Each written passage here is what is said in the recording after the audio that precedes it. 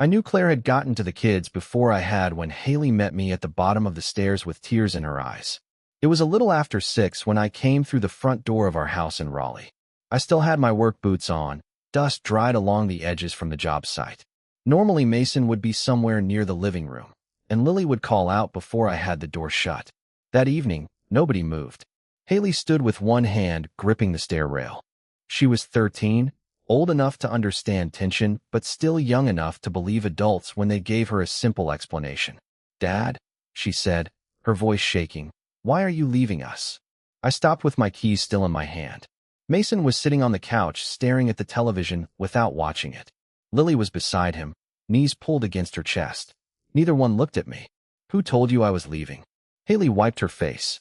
"Mom said you don't want to be a family anymore." I looked toward the hallway. Our bedroom door was closed. The night before, Claire and I had agreed on one thing. Whatever happened between us, we would tell the children together. I had discovered her affair. I had told her I wanted a divorce.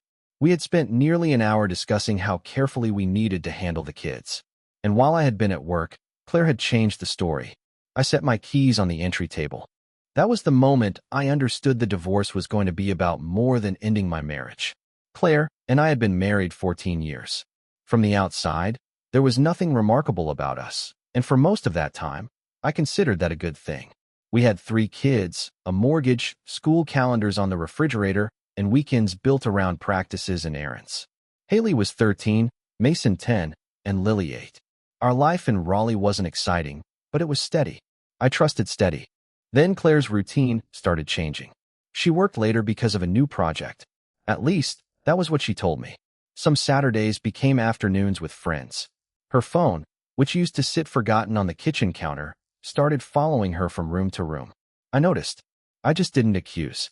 Then one evening Mason climbed into my truck after practice and mentioned something casually. "I saw Mom downtown yesterday." I glanced at him. "Where?" "By that restaurant near the hotel." She was talking to Ryan's dad. Ryan Cole. Claire had told me she'd spent that entire evening working late. I drove home without another question. I didn't mention Ryan to Claire. I didn't ask why Mason had seen them together, and I didn't give her a chance to build an explanation before I knew what I was dealing with. I simply started paying attention. 3 days later, I was cleaning receipts from the center console of our SUV when I found a parking ticket folded beneath a gas receipt. It came from a hotel downtown, one Claire and I had passed plenty of times, but never visited. I checked the date. Claire had told me she was at a co-worker's birthday dinner that night. I stood in the driveway holding that ticket and thought about Ryan Cole. He was divorced, friendly, and always around because his son played on Mason's team. Ryan and I had talked at games about work, trucks, and the usual things fathers talked about while waiting for practice to end. Lately, though, he spent more time beside Claire. Once I noticed it, I couldn't stop noticing. I still didn't confront her. I stopped accepting explanations as facts. From then on, I checked whether the details actually matched. If you've made it this far, this story clearly caught your attention. If you're enjoying it, drop a like on the video. It helps me see what kind of stories you want more of next. Let's keep going. It took less than a week to confirm what I already suspected. Claire wasn't meeting Ryan by accident. She was seeing him. Once I had enough facts to remove any doubt, I sat alone in my truck after work and stared through the windshield for a long time. The part that bothered me most wasn't that Ryan was some stranger. I knew him. We'd stood beside each other at Mason's games, complaining about referees and talking about work. When Ryan moved after his divorce, I'd spent a Saturday helping him carry a dresser and a couch into his new place. He'd bought pizza afterward and thanked me twice. Now I understood why he'd become so comfortable around my wife. For a while, I kept asking myself what Claire thought she had found in him that she couldn't find in me. Then I realized the answer didn't matter. Whatever explanation she eventually gave me wouldn't change what she'd chosen to do. That was when something inside me settled. I wasn't deciding whether to save my marriage anymore.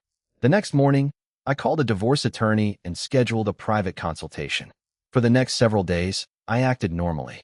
I went to work, helped Mason with homework, drove Haley to school, and listened while Claire continued explaining where she'd been. The lies sounded different once I knew the truth. Tuesday became a meeting. Thursday became drinks with coworkers. Details changed whenever I asked an ordinary question. I wrote nothing dramatic down, just dates, charges, and the facts my attorney told me to preserve. Then, One evening after the kids were upstairs, I laid the evidence on the kitchen table. Claire stared at it for nearly a minute before sitting down. She didn't deny it. She called Ryan a mistake that had gone too far. Then she cried and asked me to think about our children. I said. That's why we handle this like adults. I told her I wanted a divorce. She asked if there was any chance I'd reconsider. I said no. Eventually, we agreed we'd sit down with the kids together the following evening and explain that we were separating without making them choose sides. Claire nodded. I believed that agreement would last one night. The next morning, I left for work believing we still had an agreement. By noon, Claire had already broken it. She gathered the kids in the living room and told them I had decided to leave. She said I'd become distant and angry, that she'd tried to keep our family together, but I no longer wanted the marriage. She never mentioned Ryan. I learned all of that from Haley after she asked why I was leaving them. Standing there, I could have told them everything. I had dates, messages, and enough proof to destroy Claire's version in 5 minutes. But they were our children, not a jury. I'm not abandoning you, I told them. And what happened between your mom and me is more complicated than what you've heard. It wasn't enough. Haley barely spoke to me for days. Mason asked why I was destroying our family. Lily watched her brother and sister and kept her distance too. Then Claire's parents called. Their voices were polite but cold. Claire had told them the same story. My silence, meant to protect the children, had become evidence against me. Still, I refused to make them carry the truth for us. A few weeks into the divorce process, Claire asked to meet without the kids. We sat across from each other at a quiet coffee shop near downtown Raleigh. She spent several minutes discussing schedules and school pickups before finally getting to what she wanted. I think we should leave the kids out of the details, she said. They don't need to know anything unnecessary. I watched her carefully. What does that mean? Claire looked down at her coffee. They already understand that you wanted the divorce. Correcting everything now would only hurt them more. That was when I understood. This wasn't about protecting Haley, Mason, or Lily. Claire wanted me to protect the version of herself she'd given them. She wanted my silence to become agreement. I didn't argue with her. There was nothing to argue about. I won't turn them against you, I said. But I'm not going to lie for you either. She studied me for a moment, then nodded as if she'd gotten what she wanted. I let her think that. I had no intention of recruiting my children into our divorce. But I wouldn't spend years carrying blame that belonged to a lie. The truth reached the kids without any help from me. Haley needed a tablet for a school project, so she pulled our old family one from a kitchen drawer and charged it. Claire's account was still synced. While looking for a file, Haley found old messages between Claire and Ryan. She read enough to understand the affair, but one message hurt her more than the rest. It had been sent after I confronted Claire. She told Ryan she needed to talk to the kids before I did, because otherwise I'd tell them everything and make her look like the bad mom.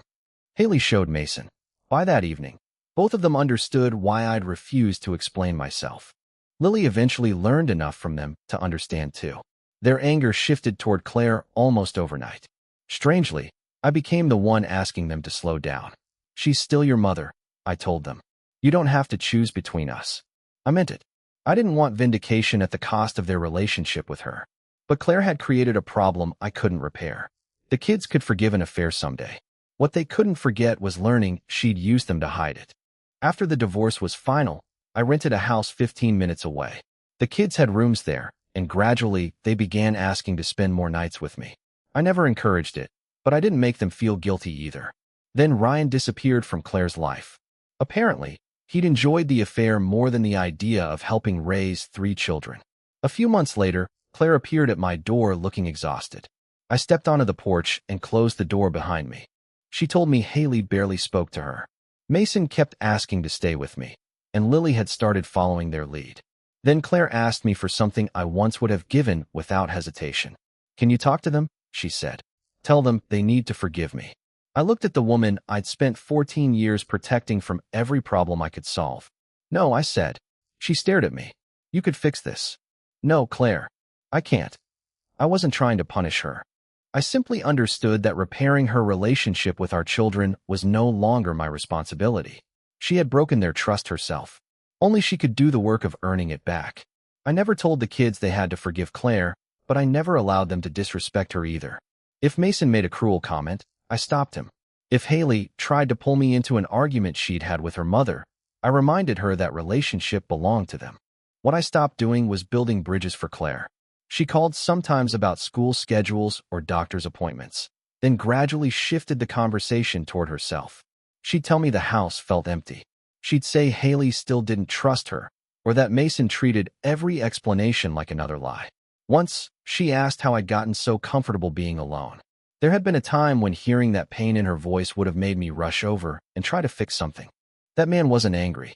He was simply gone. "I have to go, Claire," I said, and ended the call. My life wasn't what I'd planned 14 years earlier. Some evenings, the quiet still reminded me of that. But it was honest quiet. And I finally understood that I wasn't responsible for saving someone from the consequences of lies they chose to create. That's the end of this story. If you made it all the way here, consider subscribing to stay with us.